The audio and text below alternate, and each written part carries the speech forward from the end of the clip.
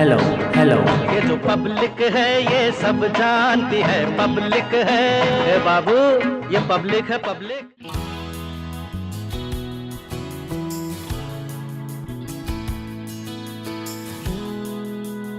नमस्कार, India TV में आपका स्वागत है। मैं हूं जितेंद्र चौहान और आप देख रहे हैं हमारी खास पेशकश ये पब्लिक है सब जानती है। हम आप पहुंचे हैं आजमगढ़ की सदर विधानसभा क्षेत्र में। और आपको बता दें कि ये जो विधानसभा क्षेत्र है दरअसल वो विधानसभा क्षेत्र है जहां से एक विधायक पिछले 8 बार से लगातार जीतते आ रहे हैं और 9वीं बार भी यहां से चुनाव मैदान में खड़े हुए हैं। दुर्गा प्रसाद यादव उनका नाम है, समाजवादी पार्टी से वो आते हैं। आखिर क्या खासियत है, क्यों जीतते हैं यहाँ से? क्या उनके कामकाज इतने अच्छे हैं, व्यक्तित्व इतना अच्छा है या कोई और बात है?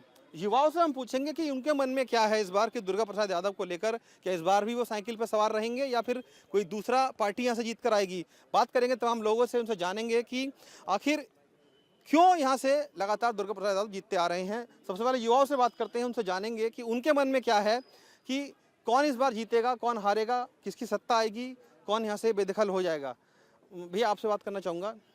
दुर्गा प्रसाद यादव एक नाम ऐसा है यूपी के उसमें चुनावी इतिहास में कि लगातार जीतते आ रहे हैं, 8 बार से पिछले विधायक हैं। इस बार भी क्या वही जीतेंगे या कुछ और देखने में आएगा? देखिए, जैसा कि मैं ये कहना चाहता हूँ, मैं यूथ हूँ और जो यूथ के बीच का जो संदेश है, हम यही जानना चाहते हैं यूथ के मन में क्या है इस बार। जो यूथ के मन में, देखिए, यूथ बदलाव चाहता है, यूथ क्रांति चाहता है। क्रांति कैसी चाहते हो भाई? वो जो 40 साल में जो एक ठहराव है उसमें एक उथल पथल चाहता है। तो युवाओं के मन में कुछ तो इस बार बदलाव का है और वो देखने को मिल रहा है।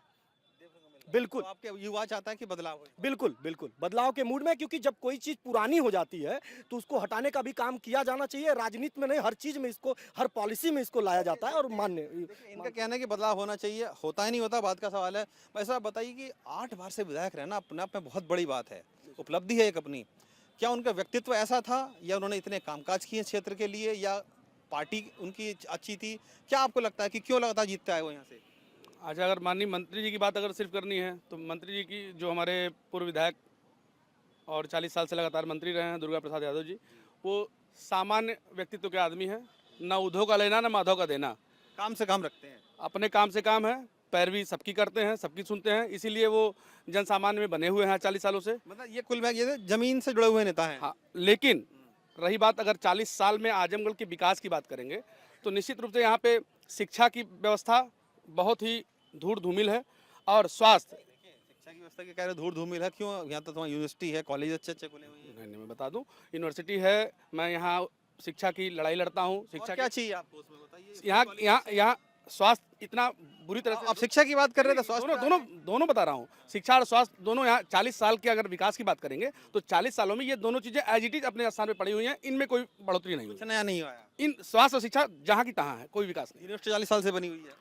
यूनिवर्सिटी कहाँ पे? आजमगढ़। एग्रीकल्चर यूनिवर्सिटी बनी हुई है इतनी बड़ी। एग्रीकल्चर यूनिवर्सिटी अभी विगत पिछले सरकार में बनी है और सिर्फ सरकार में, समाजवादी सरकार में बनी है। हाँ, तो समाजवादी उन्हीं की सरकार थी ना? उन्हीं की सरकार में तो सिर्फ एग्रीकल्चर ही अगर शिक्षा का बेस है तब तो आप, मैं मान सकता हूँ कि वही सबसे बड़ा काम यहाँ हुआ है। लेकिन निचले स्तर पर नहीं हुआ कुछ काम। निचले स्तर पे शिक्षा और स्वास्थ्य दोनों डैमेज है। चलिए, इनका कहना है कि जमीन से जुड़े हुए नेता है लेकिन शिक्षा स्वास्थ्य की अगर बात की जाए तो वो डैमेज है। आप बताइए, आप क्या करते हो? पढ़ाई करते हैं।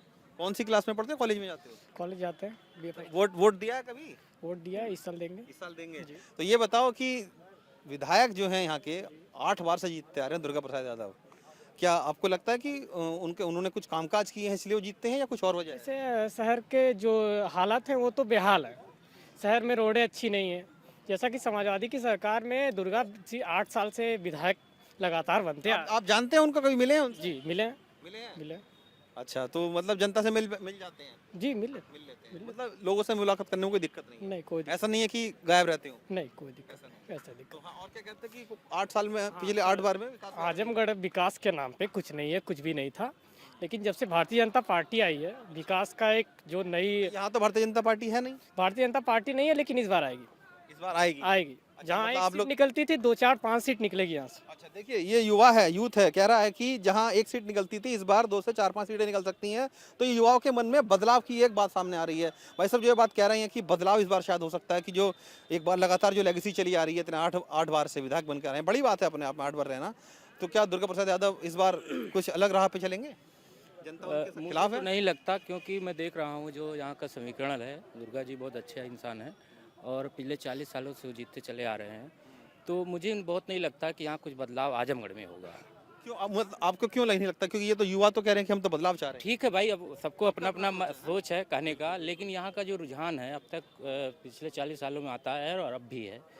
यहाँ कुछ जातिगत समीकरण पकड़ अभी भी उनकी मजबूत बनी हुई है। जी जमीनी स्तर पे हैं और मुझे लगता है कि वही अगले विधायक भी हैं। देखिए ये एक अच्छे नेता की खासियत होती है कि वो जमीनी नेता बना रहता है, पकड़ उसकी मजबूत होती है तो वो लंबा टिक जाते हैं, और यही कारण है कि दुर्गा प्रसाद यादव यहाँ से लगातार जीतते आ रहे हैं। कुछ सीनियर लोग भी हमारे साथ हैं, इनसे बात करेंगे, जानेंगे इनसे कि इनको क्या लगता है। युवाओं से हमने बात कर ली, कुछ सीनियर लोगों से बात करते हैं, इनसे जानते हैं कि भाई साहब आप बताइए कि दुर्गा प्रसाद यादव का नाम आते ही जहन में आता है कि 8 बार से विधायक हैं, क्या खासियत है उनकी जो लगातार जीतते आ रहे हैं? जातिवाद बिरादरी पर जीतते हैं। जातिवाद पे जीतते हैं, हाँ, लेकिन ये तो जनता बता रही है कि कामकाज भी करते हैं। अब तो इस समय हम निजामाबाद में पढ़ते हैं, सदर में हमारे यहाँ रहे हैं। जाकर हाल देख लीजिए क्या हाल सड़कों का है। वही विधायक थे। वही विधायक थे। अब जब से सदर हुआ हम लोग तो कट गए। लगातार क्यों जीतते जा रहे हैं फिर ये बताइए ना मुझे। अब जातीय समीकरण बन, जैसे हमारे आलम मदी साहब हैं। मतलब जाति जात पात का वोट हाँ, जातीय समीकरण चुनाव जीत जाएंगे, कहीं जयबे नहीं करते हैं। अभी आप उनसे पूछेंगे कि कहते हैं कोई वोट दिया है, वोट तो अखिलेश को दिए हो, किसी जनता से कोई उनका सरोकार नहीं, चुनाव जीत जाते हैं। अच्छा, मतलब वो सीधे कहते हैं कि आपने वोट तो अखिलेश को दिया। अखिलेश को दिया, हमको थोड़ा नहीं दिया है। और बिना पैसे का चुनाव जीत जाते हैं। आप कहिए वो भाग्यशाली हैं। अच्छा, भाग्यशाली है। भाग्यशाली देखिए ये तजुर्बा है इनका, बता रहे हैं कि ये भाग्यशाली हैं, जात पात के समीकरण के कारण से वो जीत जाते हैं। तो और कुछ लोगों से बात करते हैं। भैया ये बताइए, जैसे ये बता रहे हैं कि जात पात के समीकरण पे दुर्गा प्रसाद यादव जीत जाते हैं, क्या वाकई में ऐसा है या कुछ और चीजें हैं? जात पात नहीं है यहाँ पे लोग उनको पसंद करते हैं, इसलिए उनको 8 बार विधायक बनाए और अब की बारी भी उनको ज़्यादा मतों से यहाँ से सदर विधानसभा में, यहाँ पे शहर में आप जाके देख लीजिए, एक ही बिरादरी के लोग नहीं हैं, ब्राह्मण है, क्षत्रिय है, बैश्य लोग वोट है, देते हैं। सभी लोग वोट करते हैं। पिछड़ा, अति पिछड़ा, दलित, हर वर्ग के लोग माननीय दुर्गा प्रसाद यादव जी को वोट देते हैं और उनको विधायक बनाते हैं, और काम भी वो किए हैं। आप देख लीजिए इधर ये कलेक्टर तो बता, इधर ये कुछ युवा साथी खड़े हैं, वो तो ये बता रहे हैं कि सड़कों की हालत ठीक नहीं है, और हालांकि मिल जाते हैं लोगों से क्योंकि जमीन से जुड़े हुए नेता हैं, इसीलिए इतना आगे तक चल रहे हैं, लेकिन काम को ज्यादा अच्छा कुछ नहीं किया है। काम नहीं करते तो बताइए, आप ही बता दीजिए कि 8 बार कैसे विधायक हो गए। अगर ये कलेक्टेड भवन कोई बनाया तो समाजवादी पार्टी ने बनवाई है, बगल में रोडवेज बना हुआ है, समाजवादी पार्टी ने बनवाई है। हालत तो बहुत खराब थी इस रोड की, मैं तो आया हूँ इसी रोड से आया हूँ। नहीं ठीक है देखिए क्या जर्जर हालत हो रखी है उसकी। तो अरे तो अब तो सरकार किसकी है? 5 साल तो भारतीय जनता पार्टी की है, अब जिम्मेदारी क्या समाजवादी पार्टी की है? अब तो दोबारा काम नहीं किया इस पे। ये भारतीय जनता पार्टी के लोग कर क्या रहे हैं? आजमगढ़ में तो एक भी काम नहीं किए। ये राज्य विश्वविद्यालय विधायक तो उनकी पार्टी के थे ना, समाजवादी पार्टी। ये नगर पालिका में आता है, ये नगर पालिका भारतीय जनता पार्टी के ही नगर पालिका के अध्यक्ष हैं।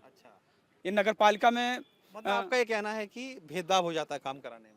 भेदभाव नहीं होता है। आप यही कह रहे हैं ना कि देखिए ये आप बता रहे हैं कि बिल्डिंग बनाई थी समाजवादी पार्टी के टाइम में बनी थी, लेकिन बीजेपी ने इसके कैसे जर्जर हालत कर दी है। हाँ, भेदभाव हुआ ना ये तो। हाँ, पूर्ण रूप से किया इन्होंने राज्य भेदभाव होता है। नहीं, देखिए समाजवादी पार्टी पूरी तरह सबको लेकर चलती, भारतीय जनता पार्टी को केवल हिंदू मुसलमान करने आता, शिलान्यास का शिलान्यास करते हैं, उद्घाटन का उद्घाटन करते हैं, और कुछ भी नहीं। आप देख लीजिए वैकेंसियां जो है एकदम पेंडिंग में, पंचवर्षीय योजना बना दी है।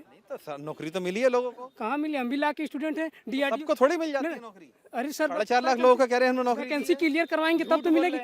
DRDO की वैकेंसी, लोकसभा चुनाव सेंटर की है ना, DRD तो सेंटर की हो। सेंटर के, तो तभी तो ये चुनावी मुद्दा बना दिए। उस समय चुनाव था तब आई, अब तक सेंटर की नौकरियों की बात करें तो वो अलग जिम्मेदारी है, लेकिन स्टेट की जो जिम्मेदारी है। वैकेंसियां दी हैं जितने, हम भी देख रहे हैं कितने वैकेंसियां आ रही हैं, खाली फॉर्म भरवाया जा रहा है, बच्चों से फॉर्म भरवाया जा रहा है, एक वैकेंसी निकाल दे रहे हैं, करोड़ रुपया कमा रहे हैं। आपका कहना है कि युवाओं को नौकरी भी नहीं मिल पा रही है? नहीं मिल रही है, लेकिन जिस हिसाब से देना चाहिए, युवा बेरोजगार है, रोजगार नहीं है, पूरी तरह निजीकरण कर रहे हैं, निजीकरण कर रहे हैं। एक तरफ तो हाँ नहीं ठीक है, आपकी बात समझ गया मैं। निजीकरण हो रहा है, मैं आपकी बात समझ गया। निजीकरण क्या गारंटी है? मैं समझ गया आपकी बात, मैं समझ गया आपकी बात कि नौकरियां नहीं है आपके पास, नौकरी आपको नहीं मिली है। मुद्दा सिर्फ एक नौकरी का ही नहीं है, और भी बहुत मुद्दे हैं। बैचलर फला स्टूडेंट हैं और वकालत करे बैठे हैं, लेकिन तो वकालत करके बैठे हैं तो प्रैक्टिस नहीं, अभी स्टूडेंट हैं, स्टूडेंट है। उज्जवल भविष्य आपका, वकालत कीजिएगा। नहीं तभी तो हमें रोजगार चाहिए, जरूरी तो वकालत करेंगे तो अपना रोजगार आएगा आपको। कोर्ट में प्रैक्टिस कीजिए, वो ठीक है, अच्छी बात। वो तो मतलब आपको सरकारी नौकरी चाहिए उसमें भी? क्यों? अरे अगर हम लॉ करके, हाँ। अगर हम ग्रेजुएशन कंप्लीट किए हैं तो नहीं तो मेरे को ये बताइए ना कि आपने अगर लॉ की है ठीक, अभी तो इस कोर्ट फील्ड में प्रैक्टिस कर सकते हैं। एकदम कर सरकारी नौकरी की क्या जरूरत है फिर? नहीं। अच्छा पैसा कमाएंगे उसमें तो। देखिए तभी तो बताइए सरकारी और प्राइवेट में क्या- सरकारी में ही क्यों जाना मैं आपको है? सरकारी में एक चीज होती है, सरकार की पूरी तरह सरकार ये कहीं से भी तर्कपूर्ण बात नहीं है। आप अगर लॉ कर रहे हैं तो आप प्रैक्टिस कर सकते हैं, तमाम और भी चीज़ें हो सकती हैं। कुछ और लोगों से बात करते हैं। भैया जैसे ये बता रहे हैं कि जो विधायक साहब हैं यहाँ के दुर्गा प्रसाद यादव जी जुड़े हुए रहते हैं जनता से, लेकिन जातीय समीकरण भी यहाँ पर बहुत काम आते हैं उनके, क्या ऐसा भी है? नहीं नहीं, ऐसा कोई बात नहीं है। जो बहुत अच्छे नेता हैं और अच्छे नेता तभी तो 8 बार से जीतते आ रहे हैं। जी जी जी, और लोगों की सुनते हैं। अगर हर कोई व्यक्ति अगर उनके द्वार पर मदद के लिए पहुंचता है तो भली बात ही वो करते हैं। उसमें कोई जात बात नहीं देखते हैं, ना किसी से कोई पूछते हैं। ये भी ऐसा होता है कि जैसे बता रहे हैं कि जो बीजेपी है वो यहाँ पे भेदभाव करती है, जैसे तमाम, क्योंकि सरकार बीजेपी की उत्तर प्रदेश में है, वो विधायक यहाँ से हैं, इसलिए कामकाज नहीं हुए। हो सकता है, ज़्यादा हमें पता नहीं है। लेकिन ऐसा आपको लगता नहीं है? वैसे ऐसा लगता नहीं है। काम सब जगह हुए हैं। काम सब जगह हुए हैं, लेकिन आजमगढ़ में थोड़े कम हुए हैं, बस यही मुद्दा है। तो ये बताइए बीजेपी कि सरकार ने कुछ आजमगढ़ में बहुत कम काम नहीं किया है। काम नहीं किया है? नहीं, मेरे देखने में तो कुछ नहीं किया है। दुर्गा प्रसाद जी ने किया है? हाँ, पहले किया है ये रोडवेज। जब समाजवादी पार्टी की सरकार। जी जी, जब वो मंत्री थे तो किएगा अपने देखिए, कार्यकाल में। क्योंकि वो मंत्री भी रहे हैं और आपको बता दें कि 8 बार से जीतना कोई कम बात नहीं होती, बहुत बड़ी बात है किसी भी एक क्षेत्र से लगातार जीतते हुए ना। जैसे कि हम देख रहे हैं भैया कि क्योंकि हम बात दुर्गा प्रसाद जी की कर रहे हैं, बीजेपी भी यहाँ से चुनाव लड़ती आई है, बसपा भी चुनाव लड़ती आई है, आखिर ऐसा क्या हो जाता है कि ये दोनों पिछड़ जाते हैं और साइकिल आगे निकल जाती है? साइकिल अभी भी नहीं भाई साहब, साइकिल हमेशा आगे निकलेगी। हाँ, माननीय दुर्गा प्रसाद यादव जी के यहाँ आप जब भी जाएंगे पंटवाल, कभी कोई खाली हाथ उनके यहाँ से नहीं आया। देखिए अच्छे नेता की ये निशानी होती है क्या? बहुत अच्छे नेता नहीं, ये 5 साल में एक दफ़ा मिलते हैं और हमेशा गरीबों मजलूमों जब भी कोई उनके द्वार पे जाता है कभी निराश होकर नहीं आता है। ये उनकी सबसे बड़ी उपलब्धता है, इसीलिए शायद वो जीतते, जनता उनको पसंद करती है। फिर पसंद कर रही है। ये लोग हवा उड़ाएं, वो बेमतलब का हिंदू मुस्लिम करें। आप भी लगता है खतरे में है मित्र, आप भी वो पहले। हाँ, हम कहीं खतरे में नहीं है, हम कहीं खतरे में नहीं तो है। शायद खतरे में होंगे आप यहाँ भी। का ना हिंदू खतरे में ना मुसलमान खतरे में है। सही है ना? ये सिर्फ एक बात फैला दी गई है। हाँ। हर व्यक्ति यहाँ पे सुरक्षित है, नहीं शायद चाहे पाकिस्तान किसी समाज खतरे का में हो। है। ये इन लोग का नारा पाकिस्तान को है। छोड़ दीजिए, ये इन आप लोग यहाँ का की नारा बात है। नहीं, आप ये बात गलत बोल रहे हैं कि हिंदू जी। खतरे में मुसलमान खतरे में। ये आपके दिमाग की है उपज नहीं ना? नहीं है। हाँ, तो ये ये हो नेता लोग नहीं बनाते है। हैं। यह है कि ये नहीं है। हाँ। ये हिंदू मुस्लिम का नारा आपने लेके ना मेरे दोबारा कलावे को मैं देख के जरूर बोला देखा, आपने। मैं भी हिंदू हूँ मित्र, एकदम पक्का हिंदू हूँ। आपको क्यों लगा ये लोग ऐसा? मुझको डरवाते हैं। आपको क्यों लगा ऐसा? अरे डरवा रहे हैं ना कौन डरा रहा पाकिस्तान है? वाले की, अगर कहीं साइकिल आ गई। कौन डरा रहा है? हाँ? कौन डरा भाजपा रहा है? वाले, कौन डरा रहा है बताइए? भाजपा वाले डरा रहे। अरे माननीय मुख्यमंत्री जी डरवा रहे हैं, हमारे योगी जी, हमारे क्या मोदी क्या- जी। क्या कह रहे हैं? अरे वो कह रहे हैं हिंदू खतरे में है। अच्छा, नहीं सुने हैं आप? हिंदू खतरे में है। हिंदू खतरे में है। हमने तो वो नहीं ये सुना। कहते हैं, तो वही तो आप नहीं सुने। कैसे नहीं सुने हैं आप? लगता है तब आप मोबाइल देख रहे हैं। जब टीवी देखना स्टार्ट करेंगे तो हिंदू खतरे में आ जाएगा। चलिए देखिए, इनका कहना है कि योगी मुख्यमंत्री जो हैं यहाँ के, वो कह रहे हैं कि हिंदू खतरे में है, लेकिन ये एक इन्होंने अलग बात बताई है। अब ये नहीं चलेगा। सारे हिंदू जान गए हैं चलेगा कि क्या? हमें बताइए। साइकिल चलेगी साइकिल चलेगी। एकदम 100%। विकास नहीं चलेगा, साइकिल चलेगी। विकास कहाँ विकास है? आप दिखला दीजिए। आजमगढ़ में ही आए हैं आप, एक भी ईटा कहीं रखा हुआ दिखला दीजिए। ये जानने आए हैं, देखिए पब्लिक है, सब जानती है। तो पब्लिक जानती है ना। तो सर यहाँ एक ईटा उन्होंने नहीं रखा है, फिर आजमगढ़ की 10 विधानसभा की सीटों पे देखिए, ध्यान न दें। आपके बगल में ही एक बंधु खड़े हैं, ये तो कह रहे हैं कि कामकाज हुआ है यहाँ पे। कौन सा काम काज हुआ है बता दें भाई। कहीं एक विकास के क्षेत्र में कोई कार्यकाज नहीं हुआ है तो बता।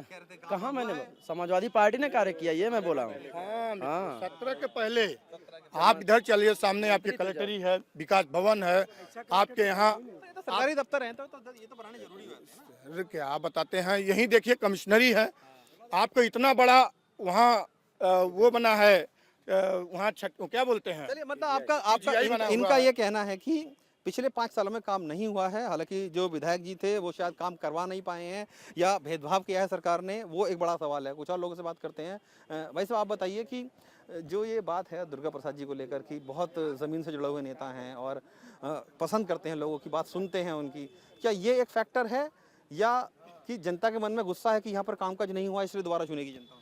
नहीं, जनता के मन में कोई गुस्सा नहीं है। और ये माननीय मंत्री जी जो हैं कि यहाँ के पुराने लीडर हैं, कम से कम 8 बार विधायक रहे हैं और 9वीं बार भी रहेंगे और यहाँ की सबसे बड़ी मार्जिन लेके रहेंगे। और ये भी आजमगढ़ में काम किए हैं, उनके अलावा और कोई दूसरा काम नहीं किया है।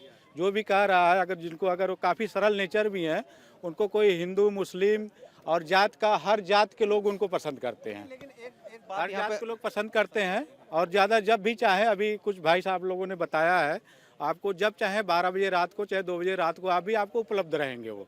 हाँ, देखिए ये, हाँ आप कुछ कहना चाहते हैं? मैं कहना चाहता हूँ, देखिए मैं एक युवा हूँ। एक यूथ की सबसे बड़ी जरूरत क्या होती है ये पूरा देश जानता है। बताइए। उसकी सबसे बड़ी जरूरत होती है शिक्षा। माननीय अखिलेश यादव जी ने जब संसद में विधानसभा में बैठे जल्दी थे, बताइए। तो उन्होंने क्या किया कि कहा गया कि आजमगढ़ को विश्वविद्यालय चाहिए। उन्होंने कहा नहीं नहीं, इनको कोई जरूरत नहीं है। मैं पूछना चाहता हूं आपके चैनल के माध्यम से, अखिलेश यादव ने उन्होंने कहा कि विश्वविद्यालय नहीं चाहिए। मैं एक युवा हूं, मेरी पीढ़ी है, मेरे बच्चे भी पढ़ेंगे। आज किसी की भी सरकार हो, मैं उसके पक्ष में हूं जिसने विश्वविद्यालय दिया। और आजमगढ़ के युवाओं को भारतीय जनता पार्टी के माननीय आदित्यनाथ योगी जी द्वारा विश्वविद्यालय दिया गया। यह निश्चित तौर पर एक बता रहे हैं कि कोई विद्यालय नहीं, ये गलत बात है। ये देखिए, ये हम सामाजिक व्यक्ति हैं, हम लोग सामाजिक व्यक्ति हैं, हम अपनी बात रखेंगे। जिसने किया है उसने किया है, जिसने आजमगढ़ को दिया है उसने दिया है। और विश्वविद्यालय अभी बहुत सारे नहीं, बहुत सारे लोग कह रहे थे कि नहीं दिया है। देखिए बातें आती है ना, हम लोग क्रांतिकारी हैं। युवाओं के मन में इस बात को लेकर भी बहुत भावनाएं हैं कि जो काम करेगा उसको देंगे। ये लोग कह रहे हैं कि कुछ काम नहीं हुआ है, लेकिन एक ये साथी हैं, ये बता रहे हैं कि विश्वविद्यालय देने का काम यहाँ पर किया है। तो ये पब्लिक है, सब जानती है। हमने युवाओं से जानने की कोशिश की है कि दुर्गा प्रसाद यादव को लेकर कि क्या है जनता के मन में, क्या इस बार भी वो दोबारा जीत के आएंगे, क्योंकि जनता का ये कहना है कि वो ज़मीन से जुड़े हुए नेता हैं और यही उनकी सबसे बड़ी पहचान है, यही उनकी पूंजी है कि यहाँ की जो जनता है, चाहे किसी भी जात की हो, चाहे वो हिंदू हो, मुसलमान हो, दलित हो, किसी भी वर्ग से आता हो, वो सब उनको पसंद करते हैं। क्योंकि कोई भी व्यक्ति अगर उनके पास जाता है तो वो खाली हाथ नहीं जाता है और यही कारण है कि वो लगातार यहाँ से जीतते आ रहे हैं। तो देखना बेहद दिलचस्प होगा कि क्या इस बार भी वो 9वीं बार जीत कर आते हैं और एक नया रिकॉर्ड बनाते हैं। चूँकि ये बहुत बड़ी उपलब्धता उनकी कही जा सकती है कि एक ऐसी जगह पर जब 2017 में मोदी लहर बहुत प्रचंड बहुमत से आई थी, उसमें भी वो अपने आप को यहाँ पर टिका के रखा हुआ उन्होंने। और इस बार भी जनता ये कह रही है, मन बना के बैठी है कि इस बार भी वो यहाँ से जीत कर आएंगे और साइकिल पर सवार होंगे। कैमरामैन दिनेश देवांगन के साथ जितेंद्र चौहान।